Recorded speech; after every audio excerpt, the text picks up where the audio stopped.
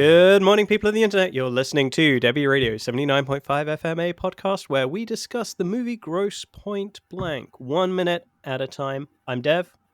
And I'm Hugh, and on today's show, we're looking at minute 83, where Bob and Martin make up in the corridor. I nearly said make out. Make up in the corridor and share a moment of pure poetry. Pure poetry is one way of putting it. Joining us on today's show, as we have all week, once again, Billy Holku, self-professed, all-around nerd and martial artist. Welcome back, Billy. Hi, thank you very much. It's great to be here. Yeah, I love this film. And this is probably also one of my favourite parts of the film as well. This great bit of poetry that we always love looking forward to. I've been looking forward to it for a while. Excellent. So, let's talk poetry. Let's talk people with passions and feelings and emotions. Let's talk what it means to be an English teacher, because here's the thing, guys, right? There's two tropes here that I think are interesting. There is a thing in England that I've known for years, which is bad sixth form poetry, right? So 17-year-old boys who think that they can actually express themselves just because they've read a few famous poets and they can't. It's bad. It's really bad. Once upon a time, it would be poetry. Then they all started becoming indie rockers. So that's the thing. The other part of this is the way Martin's de-escalation in the last minute of potential violence between him and Bob, the way it transforms. Because when Bob says, "I have words," and he realizes it's a poem, his first reaction, which he cuts himself off from, give him credit, is we don't have time for that. Because he knows it's going to be bad. You do not need to be a master of arts in this field to know this, right? He knows. And then he goes, no, go for it. Let your emotions out. And this is still, even in 97, right? It is still a thing that guys, we're starting to talk a bit more, we're starting to open up a bit more, but still, it's still frowned upon. It's still not seen as normal or traditional, right? It's still a tough thing for people, and men in particular, to speak their emotions and be honest about them. And again, part of what makes this so interesting and Martin's character so interesting is he's the soldier version of the wisecracking, fast-talking kid that we used to see in the 80s. School-based rom-coms, and therefore he has a mouth and he knows how to use it. He's got a way with words, a way with language, and he would write a great poem. He knows Bob can't write a good poem, but he wants Bob to express himself because this is his chance to finish that de-escalation, right? To bring it all down to Bob's ego and just let it happen. And then we get some of the worst poetry ever. In any film, any TV show, it's so bad. It's a miracle of writing. It really is. It's so bad. But here's I teach mostly Key Stage 3, which is 11 to 14-year-olds. And like, I've marked poems that are so much better than that. So much better than that. And it's just so funny to hear this grown adult male who, as we said last episode, Dev, you were saying he was probably the football player, right? The high school football star, right? And we were talking about the nepotism of being at working in his dad's dealership. And you just think this guy, the fact that this is all he can do, this is the closest he's ever gotten to expressing himself. And it's blue. Oh, it's a masterclass. It's an absolute masterclass. This scene.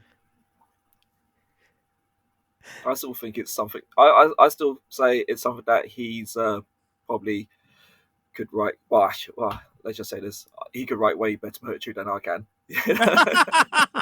There's absolutely nothing I could come out with. Oh no, I know you would do better. I know you would do better. It's about how the fact you're on a podcast talking. This is the thing. These days we have all these ways we can express ourselves, and we don't have to. Poetry was a method from another time in another era, and it's not a thing we need anymore, right? Yep. We can express ourselves in different ways now. But I love how Martin allows him his pathetic moment of not self-indulgence, but well, he's kind of self-indulgence, but it's self-awareness, right? Bob is kind of Vulnerability, I think I would yes, say, that's the is word. That's the vulnerability. word. Thank you. And honestly, I think that the hardest thing for me here is that Bob is willing to be vulnerable in this moment, in this manner, and I think that's probably because he's high AF right now. That and that's the kind of the license that I'm willing to assign to him for going down this route, right? Like, he's definitely on coke. He's mentioned it a couple times, and it feels like he's kind of just done a line or something, and is now riding that and is swinging between that kind of adrenaline high and the emotional high. Yeah. And then there's also the effect of the alcohol. Right. Well, also you also gotta love that piece of paper that's got the poetry on it, that poem on it. It's so well worn, so well weathered. He's had it in his pocket for so long. You're also wondering when he wrote it as well, or has he just been going over it over and over again? That is a great point. I mean, when did he write this? Where did he write this? What was he thinking? Oh, that's brilliant. That's a really good point. And he just kept it in his pocket. Just ready at the right time to expose his vulnerability. Yeah.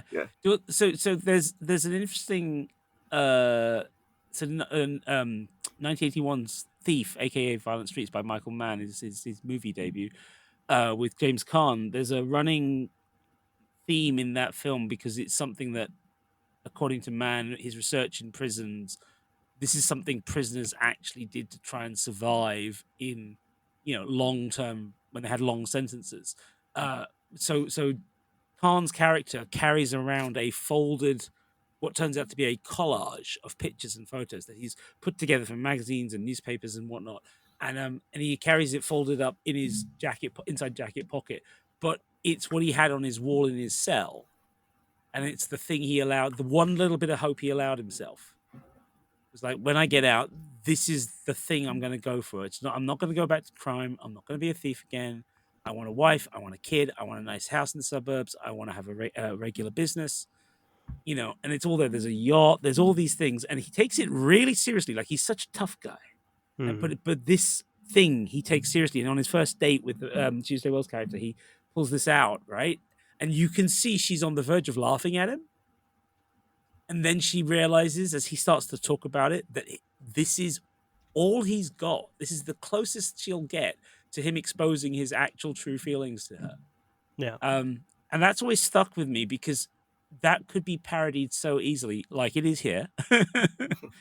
But the fact that it was a thing some people did in prison, fascinates me. And not just in prison. I think that reminded me of Yul Brynner in Cool Runnings. The character Yul Brynner, not the actor. Malik Yoba's character. With the photo that he has, that, like, when I make it, this is where I want to live, being Buckingham Palace. And the way that Junior, so I think somewhat unintentionally, tears down that illusion, that dream. Absolutely. It is one of those things where Cool Runnings as well is having fun with it because it's a sports film, but that trope is also a war movie thing, isn't it, as well? Very much the photograph inside the helmet, or carrying of the letter. I mean, isn't it Saving Private Ryan, where they keep handing the letters to each other as they die one by one in the squad, and eventually he ends up like carrying everyone's letters, except of course he's got his letter to be sent home. His wife, isn't it? And it's like, who's going to take it? Who's going to carry this if we all die? It's a really depressing little touch to that film. But no, here they make something interesting of it. It's in the darkness of the corridor, and yet it's light, and yet it's funny, but it's also sad, right? Yeah. Well, at some point, Bob has gone out and he went out to seek therapy, you know. Mm. So yeah, it's what happened in his life, you know, that he's now down this spiral of seeking therapy, clearly taking drugs, clearly taking drink as well. You know, he is trying to find an out. Is he trying to make himself, you know, or make himself a better person, as it were? Yep. You know, so it is. So there is that. And I think this kind of plays into that, not necessarily high school trope, but this kind of concept that for a lot of Americans, or at least in Hollywood, it's portrayed as, for a lot of Americans, high school is almost the pinnacle of their life. And once they hit the real world, things go downhill and can go downhill quite severely. And that's not happened for Bob financially or anything like that. He's financially successful, but he's not Mr. Popularity. He's not that focus that he was in high school. Yeah, he's probably quite depressed about that. Yeah, and I think that's what drives a lot of this, right? Yeah. No, depression is definitely a key feature of this film. Yeah. I mean, the setting says a lot of that, right? A lot of the characters that you encounter also, right? Yeah. The security guy, and it's a lot of folks who never really achieved their dreams. I know we covered it in previous minutes, but when the rent-a-cop guy turns up downstairs at the dance, and they're talking, and he pulls his gun and shows it and then runs off. Now for me, that's really chilling rather than funny, because everything he said just before that is so redolent of incel thinking and lone gun person thinking and school shooter thinking. As an adult, he's going, nobody wants to be here. Why are they all acting like they should be here? This is ridiculous. This is crazy. I know how to deal with this. And he pulls his gun, kind of thing. And there's something for a film that walks a lot of interesting cliff edges thematically. There's something really strange about Martin just going, you shouldn't do that. Puts his hands in his pocket. It's really dark. Like, you think, what's gonna happen later? It's like, please don't have a massacre. Martin's like, I'll deal with it when I get to it. Yeah.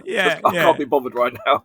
yeah, exactly. I mean, there's definitely this feeling, right, that Martin thinks of him as fairly harmless, right? Like, he's clearly this guy that didn't really do very well in high school, didn't achieve his dream, which looks like he wanted to be a cop or something, and couldn't cut the entrance exam for that, and so became a this security peace officer or whatever he wants to call it, and as a result, right, he carries the gun to make himself feel a bit more like a cop, and he's maybe has delusions of operating undercover in this reunion or whatever. Oh God, absolutely. I mean, when he first appears, he's justifying his job as well. So he's trying to legitimize himself. Yeah. Saying, it comes with a course. It's a recognized certificate. Get a gun. It's great. Yeah. Oh dear. Right. So, I think that's it for this minute, isn't it? I find it interesting that Debbie waits all the way until they actually embrace. Yeah. Yes. Before she turns and leaves. And even when she turns and leaves, she actually kind of never really stops looking at them. She's kind of like watching them as she leaves almost, I think. Yeah. No, it's interesting how long they let her have her participation in this moment. Yeah. Oh, and there's one other thing that I noticed, which is at like about 22 seconds, when Martin's clearly like trying to cut this poetry off before he's there all night, he makes as if he's taking the paper and putting it back into Bob's breast pocket. Like, that's how I took the gesture, but the camera angle is on Martin, so you can't actually see what his hands are doing. But the paper never goes anywhere, and I'm not entirely sure what Martin's doing there, like what that interaction is. It's really hard to figure out, and it really bugs me now that I've seen it. So if you guys have got any idea, I'd love to hear it. I don't right now, but it strikes me as being one of those many, many things we've discovered in the course of this podcast relating to the editing of this thing. Yeah, I think it stays in Bob's hand. It does, right? You thinking, still see it, but Bob's what's like, Martin doing? Because Martin's clearly doing something. I don't know if he's straightening Bob's collar or something. Yeah, I think so. So, again, I think it's a de-escalation tool to keep him comfortable as well. It's like, okay, let me do this for you. Let me do up your shirt. Yeah, you're fine. Yeah, you're good. Yeah, we're all right. Okay. Yeah. Good. Oh, point. Here's your piece of paper. Yeah. Look after that. It's great. Good stuff.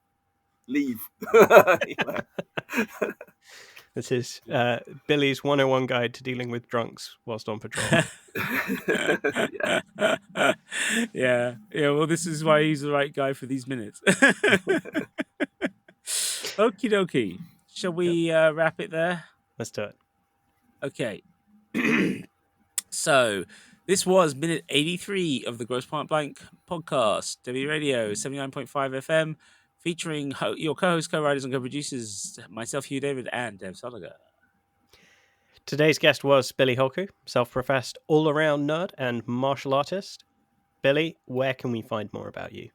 You can find me on Instagram at Dim Sum Discussions, where I'll show you plenty of pictures of food, pictures of dumplings, where you get them, and if you've got any recommendations as well, throw me a DM, and we'll go have a look at them. I'm looking forward to coming back to the UK and being able to sample more of those, because it's been a while. Gerrard Street, Wardle Street, let's go. Yes. Let's go. Yeah. Next time. You can find us on all good podcast players, as well as on YouTube, X, and Spotify at Debi Radio, as well as our website, debiradio.com. For all of those, it is Debi, spelt Debi.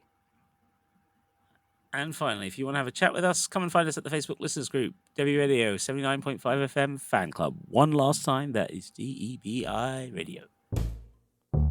Sure was clear that all of this was new. Concentrating hard like a little girl, smoking for the first time.